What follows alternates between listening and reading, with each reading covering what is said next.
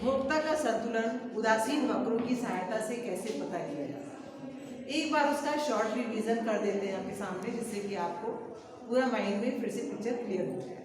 हमने आपको ये बताया था कि अगर उदासीन वक्रों की सहायता से उपभोक्ता का संतुलन पता करना है तो इसके लिए दो बातों की जानकारी होनी चाहिए, indifference map and budget line.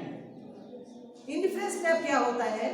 जिस डायग्राम में कई इंडिफरेंस कर्व बताए जाते हैं, दिखाए जाते हैं, उसे कहते हैं उदासीनता मानचित्र या इंडिफरेंस मैप। इसमें जो ऊपर का कर्व होता है वो अधिक संतुष्टि देने वाले कॉम्बिनेशन को बताता है और जो नीचे कर्व होता है वो कम संतुष्टि देने वाले कॉम्बिनेशन को बताता है।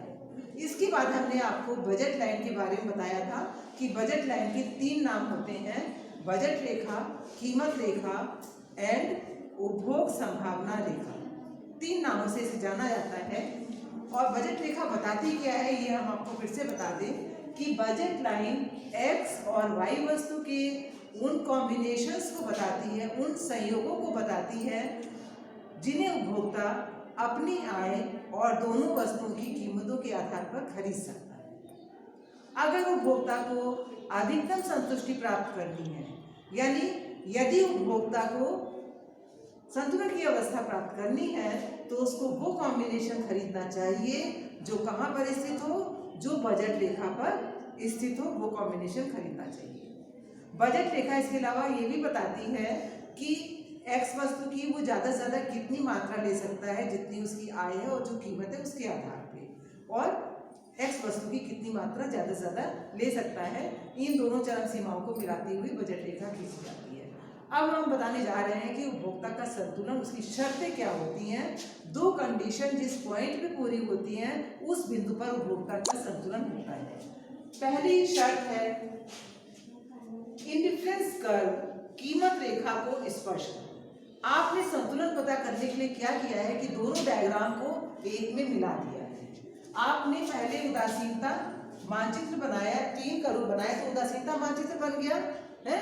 फिर आपने ए से बी बजट रेखा आपने खींची जो कि चरम सीमाओं को दिखा रही है, एक्स वस्तु की ओ बी और वाई वस्तु की ओ ए मात्रा को दिखा रही है। दोनों चीजें हो गई। अब आपको देखना संतुलन कहाँ होगा। तो पहली कंडीशन है कि संतुलन वहां ऊपर होगा जहां पर इंडिफरेंस कर्व कीमत रेखा को टच करेगा। दूसरी कंडीशन भी पूरी होनी चाहिए, वो है indifference curve must be convex to the origin. इसका मतलब ये है कि उदासीनता वक्र मूल बिंदु की ओर उन्नतोदर होना चाहिए।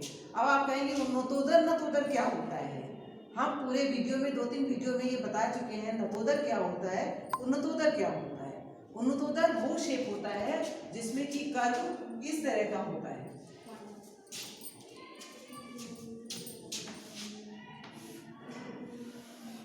ये है कॉन्वेक्स उन्नतोदर, और जिसमें इस तरह का होता है ये होता है कॉनकेव नतोदर। ये ओरिजिन पॉइंट है, यानी कि जिसमें ये वक्र ओरिजिन की तरफ झुका होता है, उसका झुकाव किधर होता है? ओ की तरफ होता है, वो कहलाता है कॉन्वेक्स टू द ओरिजिन। और जिसमें उभार जो है बाहर की तरफ होता है, ओ से अपोजिट डायरेक्शन में होता है, उसे कहते हैं कॉन्केव टू द ओरिजिन। दोनों शेप समझ में आ गए हैं? आपके ऑब्जेक्टिव में आ सकता है उन्नतोदर नतोदर। तो दोनों डायग्राम आपने दिखाए, आपने देखा है कि ये दोनों कंडीशन कहाँ पूरी हो रही है। 3 इंडिफरेंस कर्व हमने बनाए हैं और एक कीमत रेखा है। कॉम्बिनेशन कितने सारे हैं? ए, ई, बी, सी और डी। अगर उसे अधिकतम संतुष्टि प्राप्त करनी है, अगर उपभोक्ता को संतुलन की अवस्था प्राप्त करनी है तो उसको वो कॉम्बिनेशन खरीदना चाहिए जो कि कहाँ पर स्थित हो, जो वहाँ पर स्थित हो जहाँ पर इंडिफरेंस कर्व प्राइस लाइन को टच करे। ए पर टच नहीं कर रहा है, ए पर क्या है? इंडिफरेंस कर्व प्राइस लाइन को काट रहा है, बी पर काट रहा है, तो यह संतुलन नहीं हो सकता है। सी और डी तो बहुत दूर है, टच ही नहीं कर रहे हैं, वहां भी नहीं हो सकता है। संतुलन ई बिंदु पर होगा क्योंकि ई बिंदु पर इंडिफरेंस कर्व प्राइस लाइन को टच करता है, यानी कि उपभोक्ता संतुलन की अवस्था में तभी पहुंचेगा जब वो ई कॉम्बिनेशन को प्राप्त करेगा। ई कॉम्बिनेशन ऐसा कॉम्बिनेशन है जहां पर उपभोक्ता को अधिकतम संतुष्टि प्राप्त हो रही है। इसके आगे वो भोग की मात्रा में कोई परिवर्तन नहीं करेगा, क्योंकि इसका भोग करने से अधिकतम संतुष्टि प्राप्त हो रही है।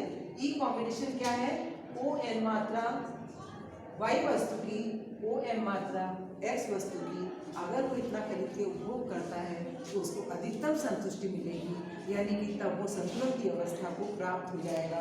और यही प्रत्येक उपभोक्ता का उद्देश्य होता है उपयोग करने का, कि जो भी दी हुई आय है, जो भी कीमत है, उसके आधार पे वो ऐसा कॉम्बिनेशन खरीदे जिसका उपभोग करने से उसको अधिकतम संतुष्टि प्राप्त हो। तो ये मकसद जो है ई बिंदु पर पूरा हो रहा है, इसलिए ई बिंदु उपभोक्ता का संतुलन बिंदु है। और ये जो पूरी व्याख्या है ये इंडिफरेंस कर्व एनालिसिस के अंतर्गत की गई है। तो जब क्वेश्चन आता है कि उदासीन वक्रों की सहायता से उपभोक्ता के संतुलन को समझाइए, तो आपको ये वाला संतुलन रखना पड़ेगा। अगर ये आता है उपयोगिता विश्लेषण के माध्यम से उपभोक्ता का संतुलन बताइए, तो उसमें मार्शल वाला आएगा। कौन सा नियम आएगा? सम सीमांत उपयोगिता नियम आएगा। Equi marginal utility, law of equi marginal utility, सम सीमांत उपयोगिता नियम आपने इंटरमीडिएट में पढ़ा होगा। तो मार्शल का उपभोक्ता का संतुलन कौन सा नियम है?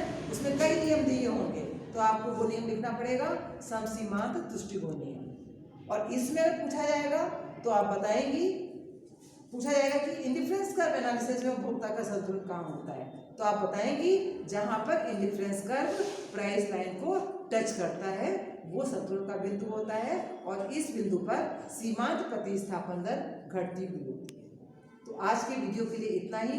आपको पूरा कॉन्सेप्ट क्लियर हो गया होगा कि उदासीन वक्रों की सहायता से उपभोक्ता की संतुलन को कैसे पता किया जाता है और इसकी आवश्यक शर्तें कौन कौन सी दो होती हैं। आज के वीडियो के लिए इतना ही। Thank you.